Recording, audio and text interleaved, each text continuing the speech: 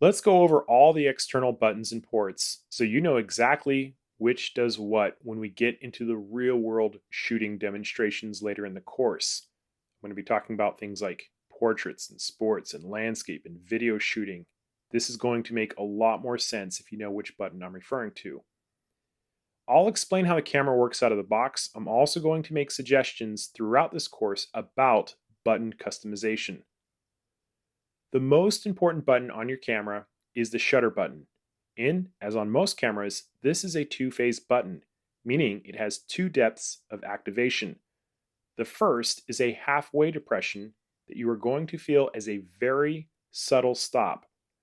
This is going to focus the camera depending on where our focusing square is in our viewfinder or our monitor. Pushing the shutter button down all the way is going to take the picture. I cannot stress how important it is to train your finger to know the physical feeling between these two positions, because it's the difference between focusing and shooting within a couple millimeters. On the top of the camera, we have the mode dial. It is going to allow us to control how our camera behaves when we change our exposure settings.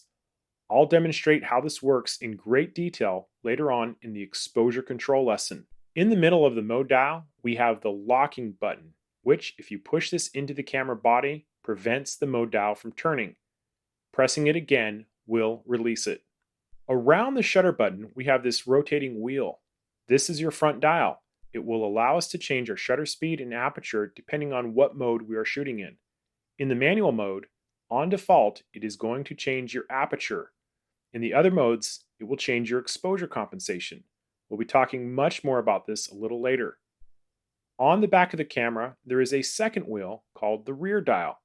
In the manual and shutter priority modes, this rotating wheel will control your shutter speed and it will change your aperture in the aperture priority mode.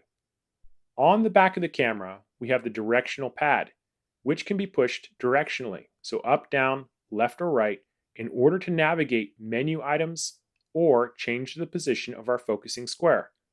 In the center, we have the OK button, which acts similar to the return button on a computer.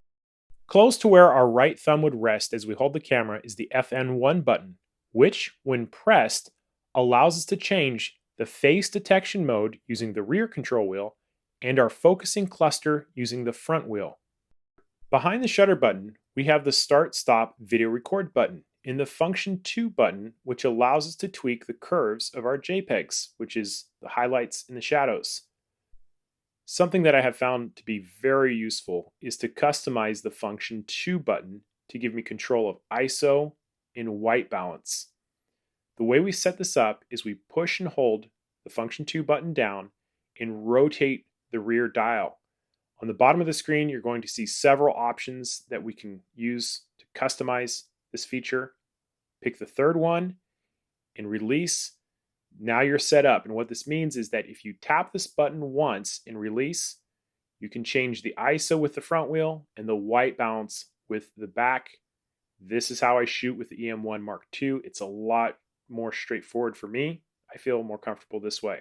On the front of the camera, where our right ring finger would rest, we have two buttons. On the top, we have one touch custom white balance, and below that, we have the depth of field preview button. On the opposite side of the camera is the lens release button, which we are going to press every time we want to remove a lens from the camera. Immediately above that, we have the flash sync terminal, which allows us to connect a flash trigger cable for studio work. The power switch allows us to turn the camera on or off, obviously very important. And to the immediate left, we have the split button, which is two separate buttons.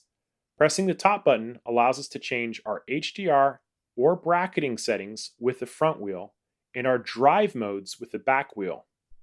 Pressing the bottom button allows us to change our metering modes with the front wheel and our focusing modes with the back wheel. Immediately to the left of the viewfinder, we have the live view button. This allows us to toggle between the super control panel and the live view on the back monitor. When we see the super control panel, looking into the viewfinder will activate it. To the right of the viewfinder, we have the AEL, Auto Exposure Lock, AFL, Auto Focus Lock, toggle switch.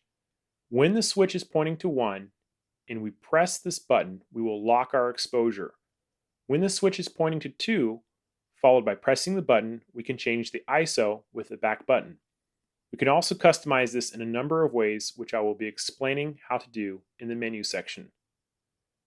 Near the directional pad, we have the Info button, which will allow us to control the types of information that we see in the viewfinder. Below the directional pad, we have the Menu button, which will allow us to access the deep menu. Below the Menu button, we have the Play button, which of course allows us to view our images, and to the left of that, we have the Garbage button, which allows us to delete our images if we do not like them. The back monitor is touch sensitive, but it has some limitations. For example, it can be used to change our focusing square, select super control menu items, navigate through images, but it doesn't work on the deep menu. On the left side of the camera, under those rubber gaskets, we have a number of important ports, including the microphone input, the headphone jack, the HDMI out, and the micro USB port.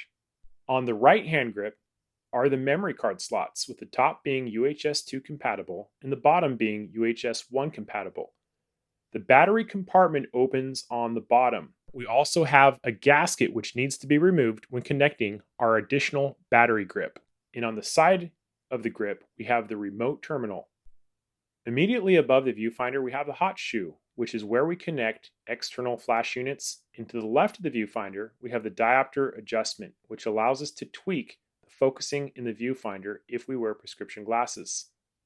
So that's an overview of the camera's external buttons and ports, with an introduction of their names and a short summary of what they do. If you ever forget which button does what, come on back, we'll go over it again. For the rest of the video, we're going to be discussing each of these buttons in depth, as well as how to use them in real-world shooting situations. If you found this video helpful, you might be interested in my Olympus OMD EM1 Mark II crash course. I'll teach you the basics and show you how to shoot like a pro in no time. You can order it from the following link.